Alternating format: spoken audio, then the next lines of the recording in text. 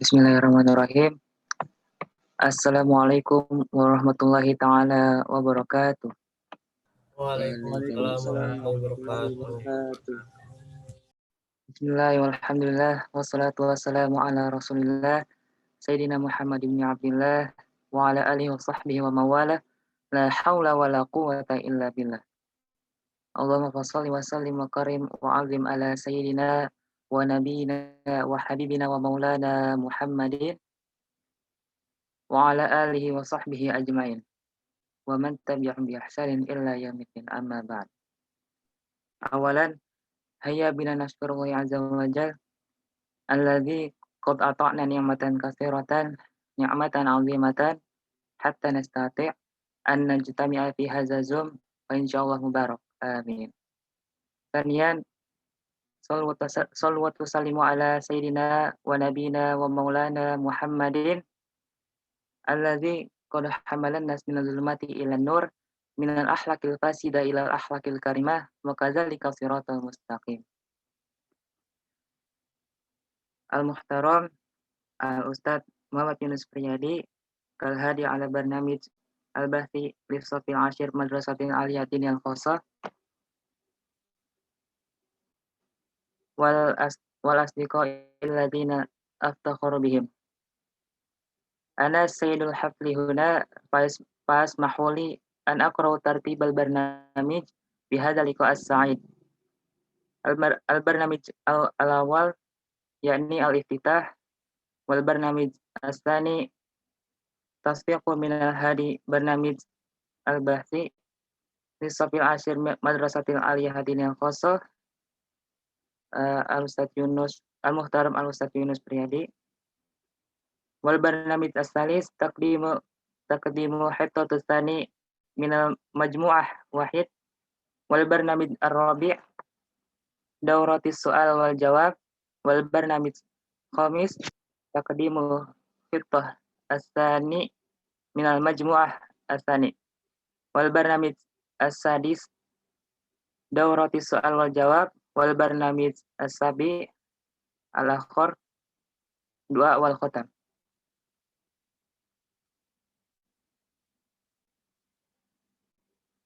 Hayya nabda'u al-barnamij bi qiraatil al-Fatihah. Al-Fatihah.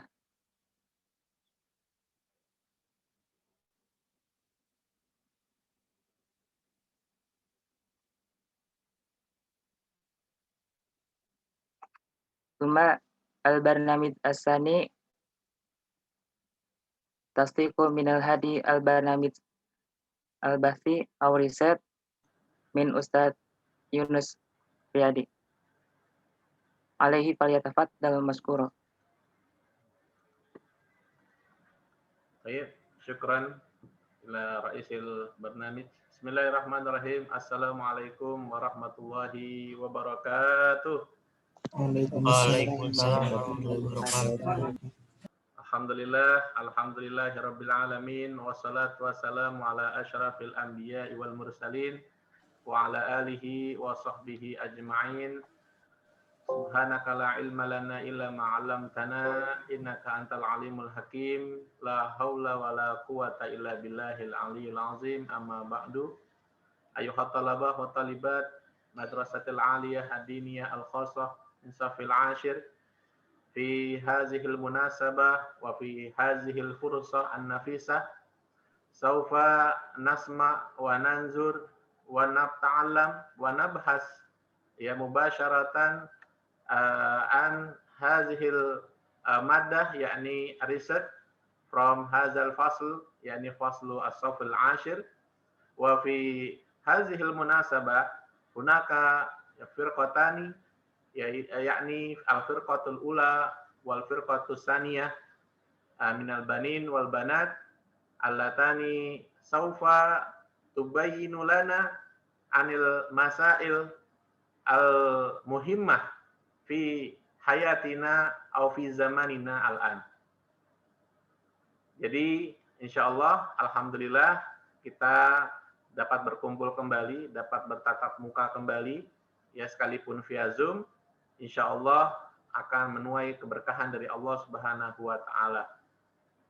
Yang pertama yang ingin Ustaz sampaikan adalah ucapan terima kasih ya kepada kalian semua, ya anak-anak Ustadz kelas 10 MAK yang sudah berusaha dengan sebaik mungkin untuk memberikan ya atau mencari masalah-masalah dan kemudian dicari solusinya dan jalan keluarnya sehingga dapat dituangkan dalam suatu presentasi seperti contohnya pada hari ini yang mana insya Allah teman-teman kita dari kelompok 1 dan 2 ya yang akan menampilkan presentasinya dan membacakan hasil presentasi mereka terkait riset permasalahan baik jual beli saham secara online dan juga tentang rahasia-rahasia yang terkandung dalam sholat, yaitu baik untuk kesehatan kita.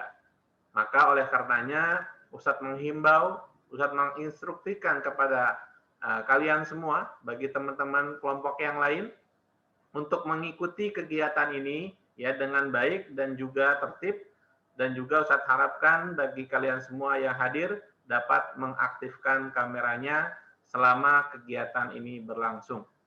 Dan yang terakhir yang perlu saya sampaikan adalah ya setelah presentasi kelompok 1 dan 2 ini selesai, maka oleh karenanya minggu depan kita akan langsung ya mengikuti kegiatan ulangan harian minggu depan, dan minggu berikutnya adalah batas terakhir pengumpulan ya hasil riset kalian baik berupa PowerPoint maupun ya berupa file, yaitu soft filenya nanti akan dikirimkan ke GCR dan itu akan menjadi penilaian ya tugas kalian selaku ya pelajaran riset. Dan yang terakhir ya bila mana nanti ada penyampaian ya yang akan disampaikan oleh teman-teman kalian di kelompok 1 dan 2, Ustadz harapkan kalian juga ikut andil ya, ikut berdiskusi di forum ini, di media ini ya. Kita Ustadz harapkan semuanya bisa aktif ya, bertanya, menanya, kemudian menanggapi akan jawaban pemateri, dan juga nanti ada mungkin ya tambahan ya dari Ustadz. Kalian juga Ustadz harapkan dapat aktif dalam kegiatan presentasi ini. Itu saja yang bisa saya sampaikan. Selamat ya berkarya, selamat berjuang. Mudah-mudahan Allah Subhanahu wa Ta'ala memberikan kemudahan dan kelancaran kepada kita semua. Amin amin ya rabbal alamin.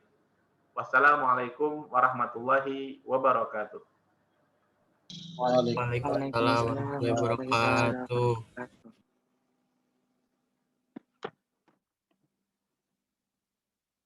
Syukran kasiran Al-Muhtaram Al-Ustadz Muhammad Yunus Priyadi. Summa al-barnamij al-sani yakni summa barnamij al-salis yakni taqdimu khittah al-sani minal majmu'atil wahid ilaihim falyatafaddal maskurah.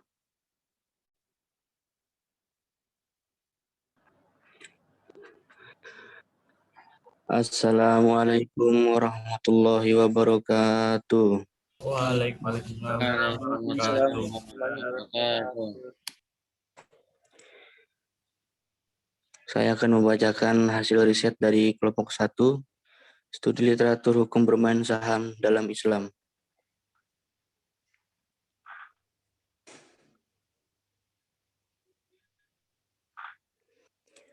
Anggota kelompok 1 Abdul Adil Al-Biruni, Andika Wirawan, Azharadi Firmansyah.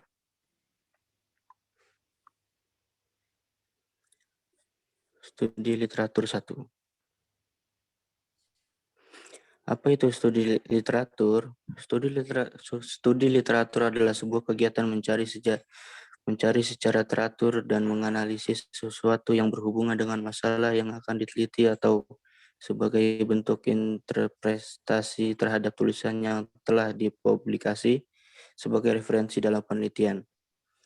Studi literatur ini dilakukan sebelum penelitian melakukan penelitiannya. Dengan adanya studi literatur, penelitian mudah untuk mengetahui dengan pasti apa yang akan diteliti, mengetahui di mana dan kepada siapa informasi dapat diperoleh, mengetahui bagaimana cara memperoleh data atau informasi, dapat menentukan cara tepat untuk menganalisa data.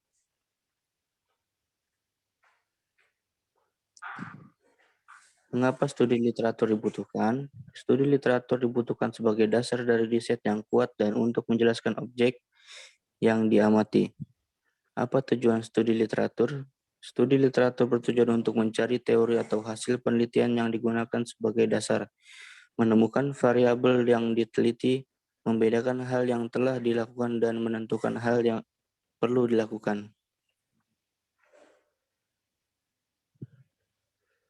Studi literatur terbagi menjadi dua bagian. A. Studi teori, landasan teori. Landasan teori merupakan bagian dari studi literatur yang merupakan kumpulan pernyataan yang berkaitan dengan topik penelitian untuk menjelaskan hubungan dari variabel yang diobservasi. B. Tinjauan pustaka. Tinjauan pustaka merupakan bagian dari studi literatur yang berarti kumpulan riset-riset sebelumnya atau penelitian sebelumnya. Tinjauan pustaka ini bisa diambil dari abstrak hasil penelitian, indeks, review, jurnal, buku referensi, dan tulisan di media bebas yang resmi.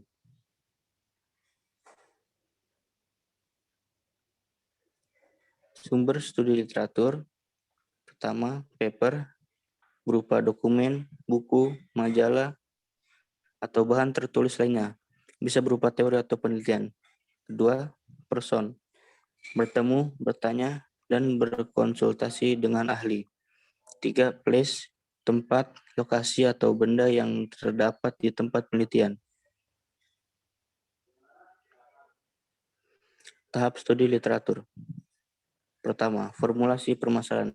Memiliki topik yang sesuai dengan isu dan interest kelompok 1 memiliki tema hukum bermain saham menurut Islam. Kedua, pencarian literatur. Menemukan literatur yang relevan dengan penelitian. Pada tahap ini, kelompok 1 mencari literatur dan sumber dari buku, internet, atau jurnal yang berhubungan dengan topik kelompok 1, yaitu hukum bermain saham menurut Islam. Ketiga, evaluasi data. Mencari dan menemukan data yang tepat untuk mendukung penelitian. Pada tahap ini, kelompok 1 menemukan berbagai data dari literatur yang mendukung penelitian, khususnya mengenai hukum bermain saham menurut Islam. Keempat, analisis dan interpretasi. Berdiskusi, menemukan, dan meringkas literatur. Tahap terakhir ini kelompok 1 sudah menemukan literatur yang dijadikan pustaka untuk penelitian. Contoh studi literatur kelompok 1.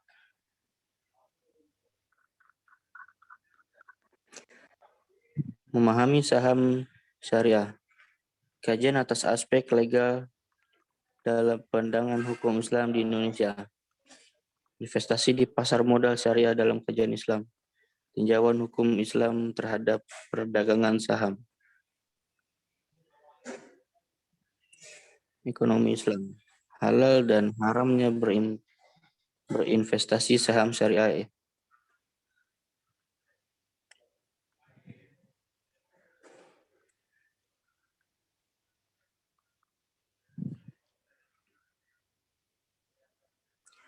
Investasi saham dalam perspektif Islam di masa pandemi COVID-19. Investasi saham menurut pandangan hukum Islam.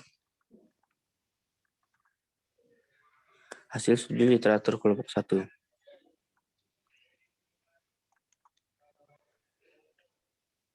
Beberapa hal yang didapat dari studi literatur kelompok 1. Pada masa pandemi COVID-19 seperti sekarang ini, banyak orang yang kesusahan dalam memenuhi kebutuhan keluarga dan mencari nafkah.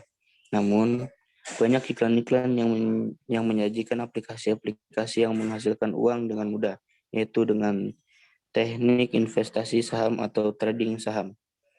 Dengan bermodalkan uang yang tidak cukup banyak, Dari aplikasi-aplikasi yang disajikan oleh dalam iklan, kita bisa menggandakan uang-uang yang tidak cukup banyak itu menjadi cukup banyak. Oleh karena itu, apakah boleh dalam Islam menggunakan aplikasi-aplikasi yang disajikan dalam iklan? Karena cukup mudah melakukan itu untuk menghasilkan uang dan untuk mencari nafkah yang akan diberikan kepada keluarga pada masa pandemi COVID-19 yang semakin melangit di Indonesia khususnya. Investasi saham adalah kegiatan penanaman modal. Kegiatan dilakukan dalam pembelian beberapa kepemilikan saham pada sebuah perusahaan. Sementara pengertian saham itu sendiri adalah surat berharga yang menunjukkan bagian kepemilikan atas suatu perusahaan. Jadi pembeli saham berarti Anda telah memiliki hak kepemilikan atas perusahaan tersebut. Investasi saham berbeda dengan trading saham. Perbedaan jika investasi saham, kita menjual saham atau modal yang telah kita beli untuk waktu jangka panjang setelah waktu pembelian tersebut. Jadi prinsipnya buy and hold. Jika trading saham, kita menjual saham atau modal yang telah kita beli atau waktu jangka pendek setelah waktu pembelian tersebut.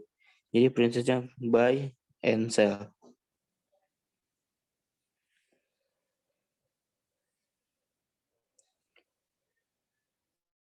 Pendapat secara bahasa, saham berasal dari bahasa Arab sahama yang bermakna sebagian atau porsi. Investasi saham dapat disebut sebagai musahamah atau saling bersaham. Apa itu musahamah? Musahamah merupakan salah satu turunan dari musyarakah. Pengertian masyarakat secara umum yaitu iuran atau penanaman modal dari dua orang yang atau lebih dalam rangka menjalankan suatu usaha bisnis. Berikut menjelaskan DSN MUI yang mengenai dari 3 pendapat ulama yang membolehkan investasi saham sebagai berikut.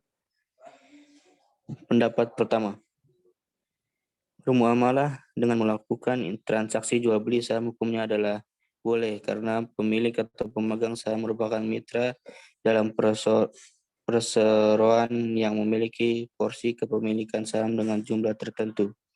Pendapat kedua, saham-saham di dalam suatu perseroan yang diperbolehkan yaitu seperti saham perusahaan dagang atau perusahaan manufaktur, bermusyawarah atau saling bersaham, dan bersyarikah atau kerjasama, serta melakukan transaksi saham suatu perusahaan hukumnya boleh, asalkan perusahaan tersebut benar-benar ada dan tidak mengadukan ketidakjelasan serta ketidakpastian yang signifikan. Pendapat ketiga, boleh menjual dan menjaminkan suatu saham asalkan tetap memperhatikan aturan yang berlaku pada perseroan.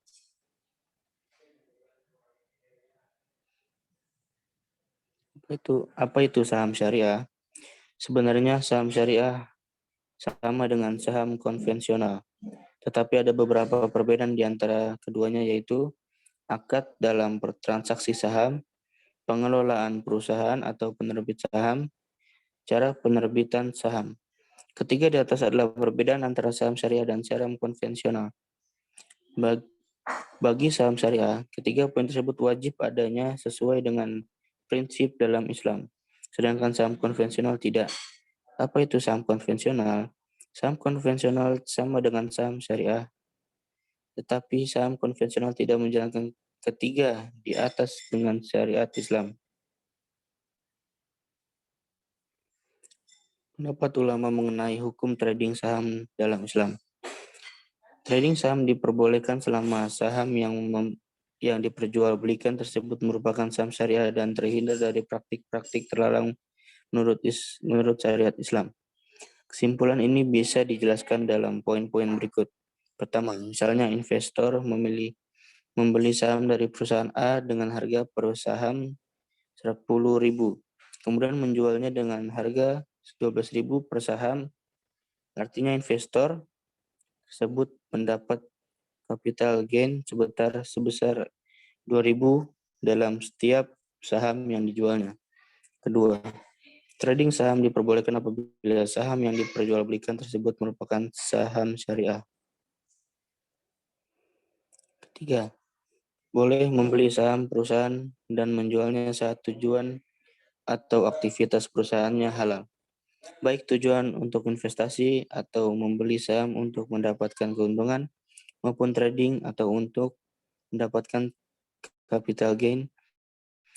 Standar keempat, trading saham yang haram atau tidak boleh dilakukan adalah short selling, yaitu kita membeli saham kemudian menjual sebelum kita memiliki saham tersebut. Aplikasi bermain saham. Ada banyak aplikasi-aplikasi penghasilan uang dengan bermain saham. Namun, apakah halal aplikasi tersebut kita gunakan untuk mendapatkan uang lalu kita gunakan? Jawabannya adalah ada yang halal dan juga ada haram. Kenapa ada yang halal dan juga ada yang haram? Karena ada beberapa aplikasi yang menggunakan keberuntungan dalam menentukan naik atau turunnya saham, dan itu adalah judi. Dan judi diharamkan oleh Allah Subhanahu wa taala di dalam potongan surah Al-Maidah ayat 3 yang berbunyi, "Ma zubiha alan nusubi wa an taqsimu bil azlami zalikum fas", yang artinya dan diharamkan pula menjudi nasib dengan anak panah. Karena itu suatu perbuatan yang fasik. Selain karena judi, aplikasi tersebut juga menerapkan short selling, dan selain yang tersebut haram, berarti boleh digunakan. Menutup. Kesimpulan dari penjelasan yang telah dipaparkan, kami menyimpulkan bahwa bermain saham atau investasi dan trading itu boleh selama sahamnya itu adalah saham syariah. Dan aplikasi yang melakukan investasi atau trading saham ada sebagian yang boleh dan juga ada sebagian yang tidak boleh. Yang boleh yaitu aplikasi yang menggunakan saham syariah dan menggunakan di antara dua prinsip, yaitu buy and hold atau buy and sell, bukan short selling. Dan yang tidak boleh yaitu yang sistemnya hanya mengandalkan keberuntungan karena itu adalah judi, dan juga karena menerapkan short selling. Terima kasih. Wassalamualaikum warahmatullahi wabarakatuh. Waalaikumsalam warahmatullahi wabarakatuh. Warahmatullahi wabarakatuh.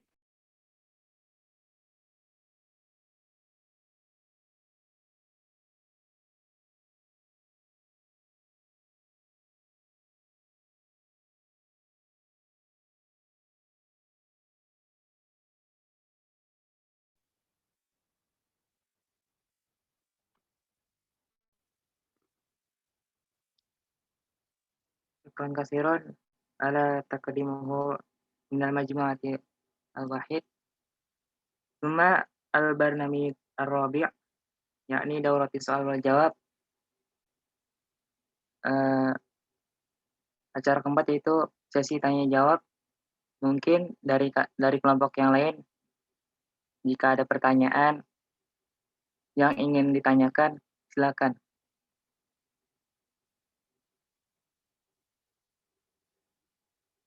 Contoh saham syariah yang diperbolehkan itu kayak gimana sih? Dan apakah kayak binomo Olimtrade itu diharamkan? Oh iya, saya lupa, Muhammad Fakih Kurnia dari kelompok 5.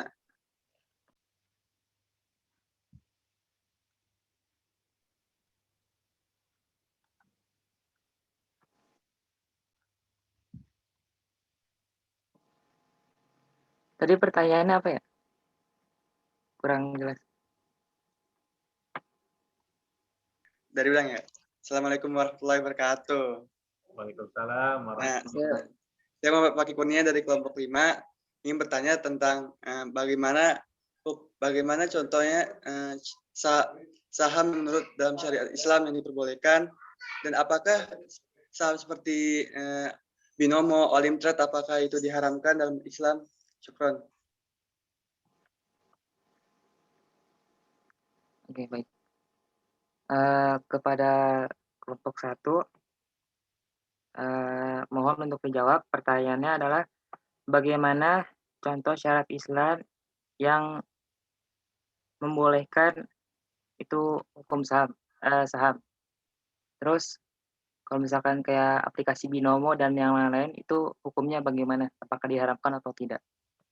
Kepada kelompok 1, mohon untuk menjawab pertanyaan tersebut. Binomo atau all trade itu haram karena menggunakan short selling dan termasuk judi. Contoh syariah,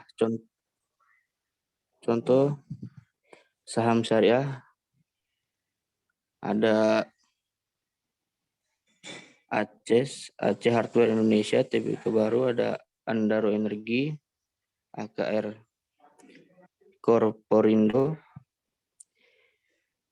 dan lain-lain.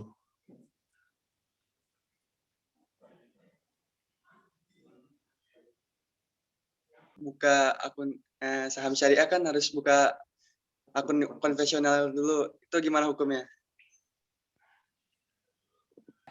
Boleh, karena kan yang jadi intinya itu kan yang sahamnya itu, bukan akunnya.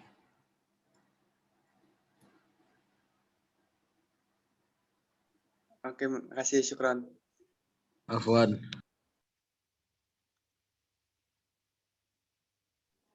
Mungkin dari kalian ada yang ingin bertanya lagi terkait dengan masalah saham? Jika ada yang ingin ditanyakan, silakan.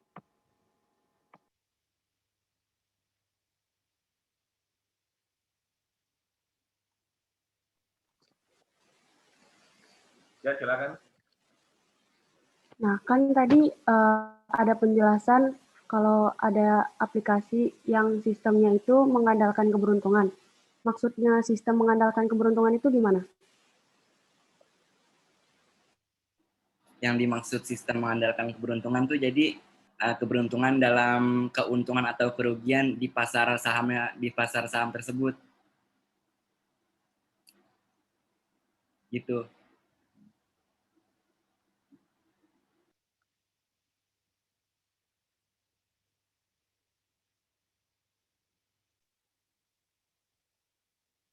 Pada saudara Rufaida, apakah jawabannya sudah puas?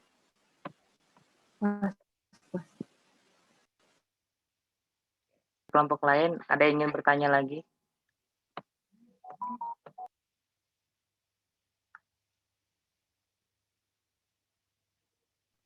Assalamualaikum warahmatullahi wabarakatuh. Saya Amalia Latif dari Enggak. Saham itu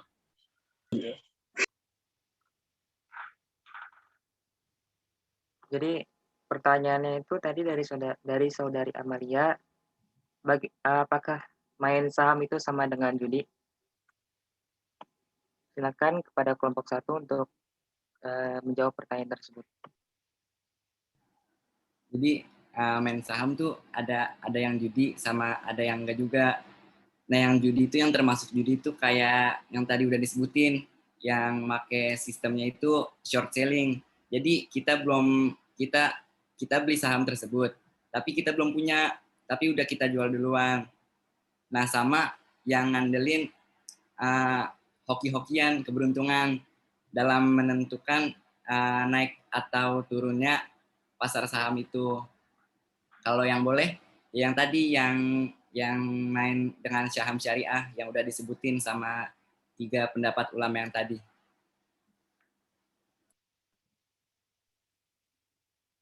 Pada saudari Amalia, apakah jawabannya sudah merasa cukup?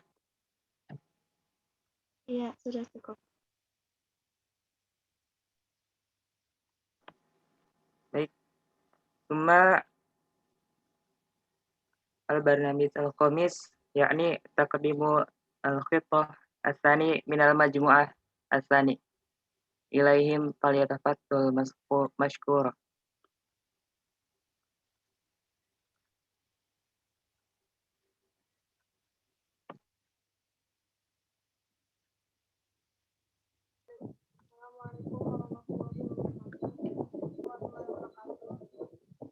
Waalaikumsalam warahmatullahi wabarakatuh.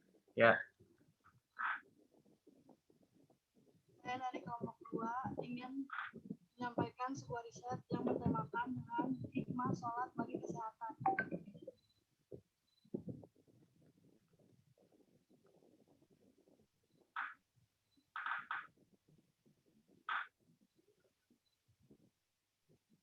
Anggota kelompok 2, 1. Ada Afriza Derta Mulyadisi, 2. Alvin Rahmiani, 3. Alivia Sekar Maharani, 4. Amalia Latif.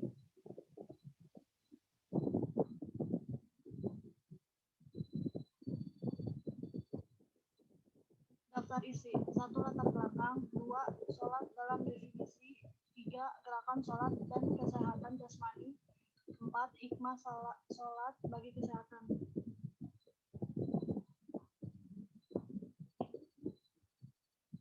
Latar belakang: sholat merupakan ibadah wajib bagi umat Islam yang dilakukan dalam kehidupan sehari-hari dan merupakan amalan pertama yang akan dihisab pada hari kiamat.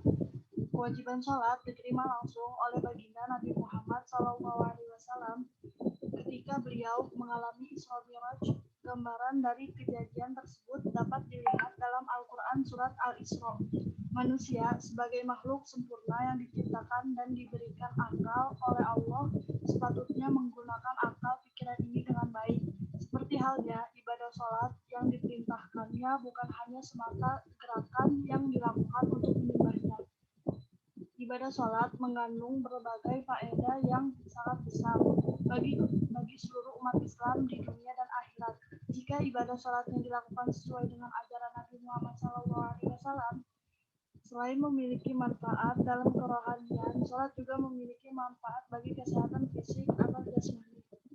Mulai dari gerakan takbiratul ihram sampai dengan salam. Bahkan dalam medis, sholat tersebut sebagai gudang obat dalam berbagai jenis penyakit. Berdasarkan uraian tersebut, kami sebagai pelajar tentunya memiliki rasa ingin tahu akan banyaknya manfaat dalam gerakan sholat tersebut dalam kesehatan jasmani dan manusia. Sehingga kami membuat makalah ini dengan judul Hikmah Sholat bagi Kesehatan untuk memaparkan hal tersebut.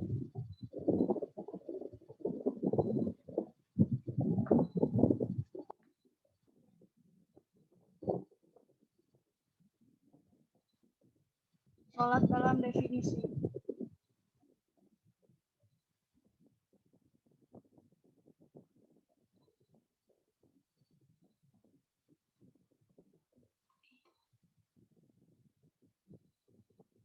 Definisi sholat. Sholat merupakan kewajiban yang utama bagi seorang muslim. Sesudah ia mengucapkan 2 kalimat syahadat yang menjadi syarat masuk Islam. Sholat merupakan ibadah yang mulia, dicintai dan disukai oleh Allah. Sholat menepati kedudukan tertinggi dalam Islam sebagai tiang agama, sebagai petunjuk identitas seseorang yang beriman atau kafir, dan juga ibadah pertama yang diwajibkan oleh Allah Subhanahu wa Ta'ala.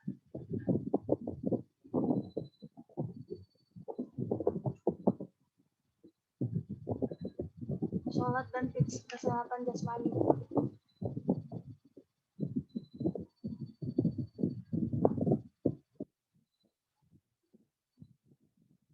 Gerakan sholat dan kesehatan jasmani. Gerakan takbiratul ihram dapat melancarkan aliran darah dalam tubuh dan melancarkan peredaran getah bening dan menguatkan otot lengan. Ruku dengan tumakninah dapat merawat kelenturan tulang belakang yang berisi sumsum tulang belakang serta melancarkan aliran darah. I'tidal dan tumakninah dapat melatih pencernaan yang baik karena organ-organ pencernaan mengalami pemijatan secara alami dan pelonggaran secara teratur. Sujud dengan tumakninah dapat memaksimalkan aliran darah dan juga oksigen ke otak atau kepala bahkan keseluruhan tubuh. Duduk di antara dua sujud, dapat menyeimbangkan sistem elektrik saraf keseimbangan pada tubuh, meregangkan otot-otot yang ada pada kaki, terutama kaki bagian atas dan juga bagian bawah. Duduk tasyahud awal dapat mengaktifkan kelenjar keringat yang dapat mencegah pengapuran dan osteoporosis. Duduk tasyahud akhir untuk membongkar pengapuran yang terjadi pada cekungan kaki kiri agar saraf keseimbangan yang berhubungan dengan saraf mata sehingga konsentrasi akan meningkatkan dan terjaga. Salam ke kanan dan ke kiri dapat terjaga dan juga dapat merelaksasikan otot-otot di sekitar leher dan kepala, mencegah sakit kepala dan dapat membuat kulit wajah menjadi lebih kencang.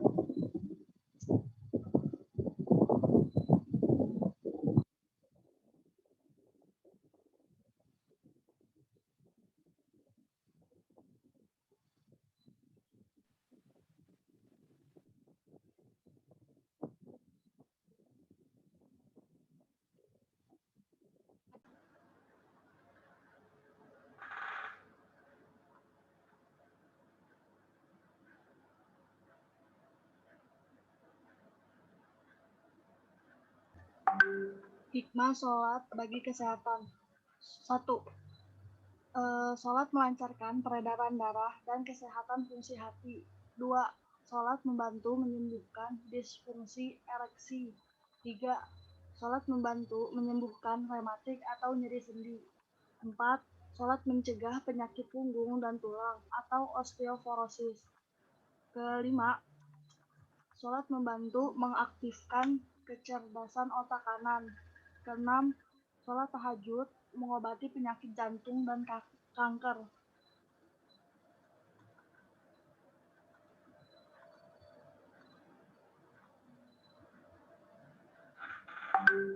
Penutup, kewajiban dalam melaksanakan sholat selama 5 kali sehari juga dipandang sebagai wujud dari bentuk praktis dalam berolahraga. Hal ini dimaksud adalah keseluruhan dalam gerakan sholat memiliki sifat yang tenang, berulang, serta gerakan sholat ini melibatkan semua otot-otot persendian sehingga gerakan sholat ini dapat menjaga keseimbangan energi tubuh, melemaskan otot-otot sendi, memperlancar peredaran darah ke seluruh tubuh, utamanya ke otak karena otak berada di bagian atas sehingga jantung memerlukan kinerja yang ekstra untuk mengedarkan darah ke bagian otak atau atas. Hal tersebut dapat terjadi karena saat seseorang melaksanakan sholat, maka kalori dalam tubuhnya akan terbakar dengan teratur, sehingga penyakit-penyakit yang menyerang tubuh pun akan berkurang.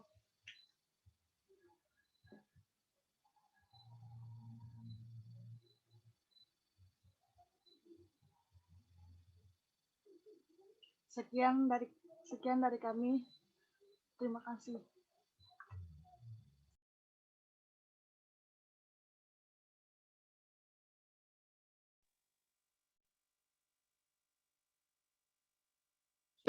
Syukran ala taqdimuhu khifatu asani minal majmu'ah asani Thumma al-barnamij as-sadis yakni daurati soal wal jawab.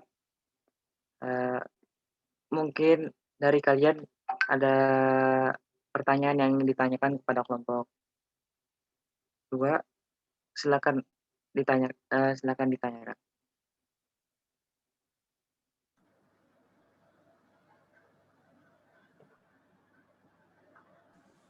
Saya mau nanya. Assalamualaikum warahmatullahi wabarakatuh. Waalaikumsalam warahmatullahi wabarakatuh. Ya, Mawan Hardika dari kelompok 3 ingin bertanya. Bagaimana orang yang sholatnya terburu-buru? Apakah itu nggak baik bagi kesehatan atau gimana? Assalamualaikum warahmatullahi wabarakatuh. Waalaikumsalam. Oke, simpan dulu pertanyaannya ya, itu dijawab ya.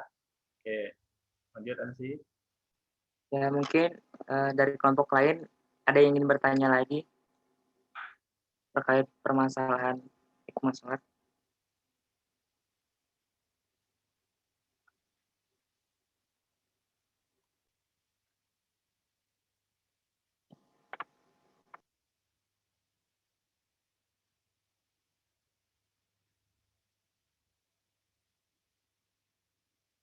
Ya, Assalamualaikum warahmatullahi wabarakatuh.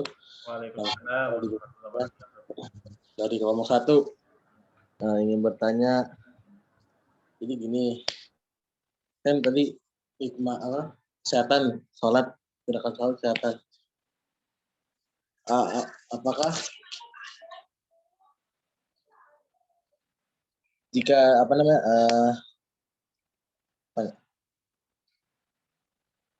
posisi sholat jika tidak benar, apakah bisa menjadi suatu penyakit? Assalamualaikum warahmatullahi wabarakatuh. Waalaikumsalam warahmatullahi wabarakatuh.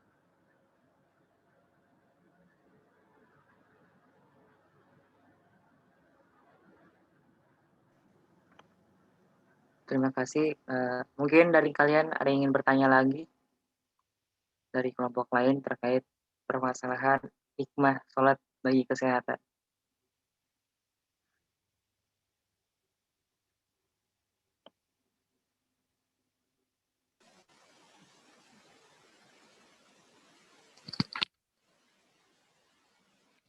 Kan tadi dijelasin kalau sholat itu bisa membakar kalori. Nah, sehari itu bisa membakar berapa kalori?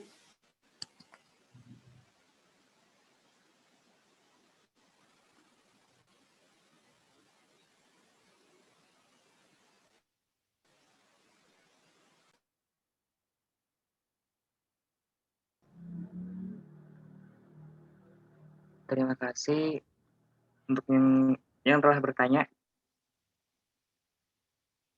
Jadi pertanyaan yang pertama itu dari Mawan, bagaimana orang yang sholatnya buru-buru, apakah baik untuk kesehatan? Dan yang kedua, jika posisi sholat atau gerakan sholat itu salah, apakah bisa menimbulkan penyakit di badan, di tubuh kita? Terus yang ketiga dari Rufaida,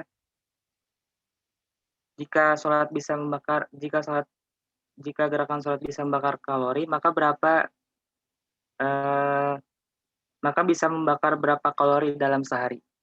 Pada kelompok 2 diharapkan untuk menjawab pertanyaan-pertanyaan tersebut.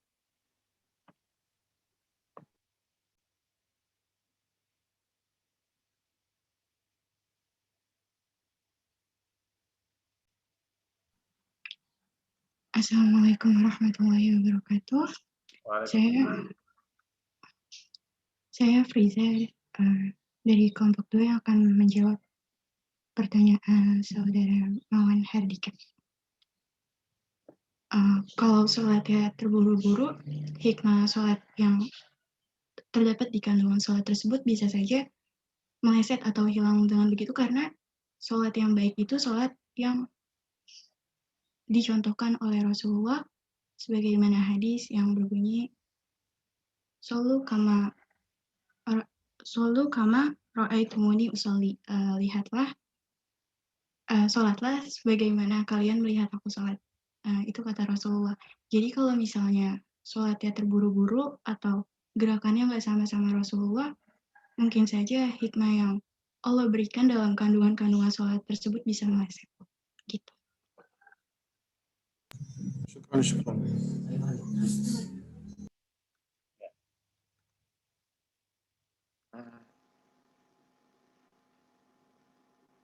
Pertanyaan yang kedua adalah pertanyaan ini dari Azhar. Pertanyaannya adalah, jika posisi sholat atau gerakan sholatnya salah, apakah bisa menimbulkan penyakit di dalam tubuh kita? Pada kelompok 2 harap untuk menjawab pertanyaan tersebut.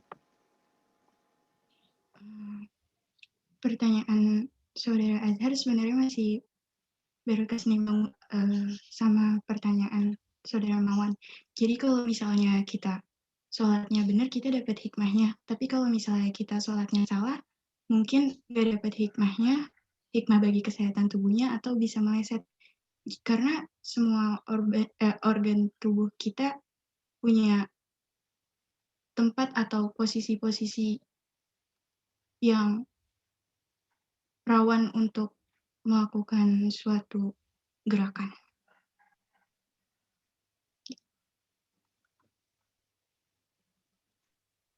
Pada Saudara Azhar, apakah jawabannya sudah cukup dan puas? Alhamdulillah, syukron, terima kasih. Ya, boleh yang lainnya dari teman-teman yang lain untuk menanggapi. Jadi sistemnya ada penanya, kemudian ada yang menjawab, kemudian ada yang menanggapi dari teman-teman. Jadi nggak cuma tanya jawab aja. Misalnya ada jawaban yang lain nih, misalnya dari teman yang mau menanggapi, silakan. Seperti itu ya, namanya kita diskusi. Ya.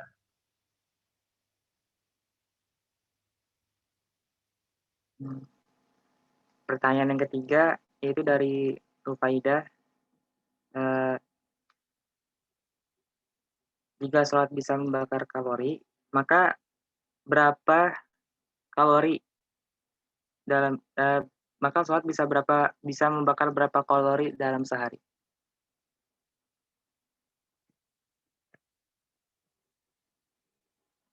Pada kelompok 2 diharapkan untuk menjawab pertanyaan tersebut.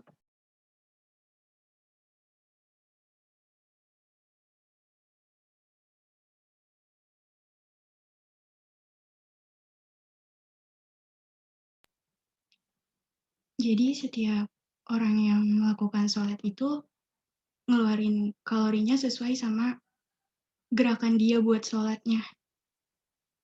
Jadi kalau misalnya dirilis dari kompas.com, per hari itu rata-rata setiap orang mengeluarkan 80 kalori sehari untuk melakukan kegiatan sholat.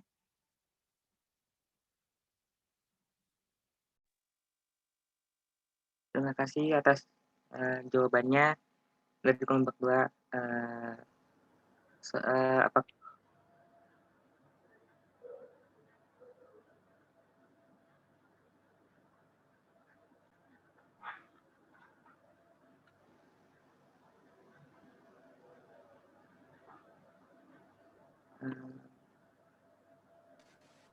Ma al-barnamij as-sabi', yakni al-khatam wa du'a.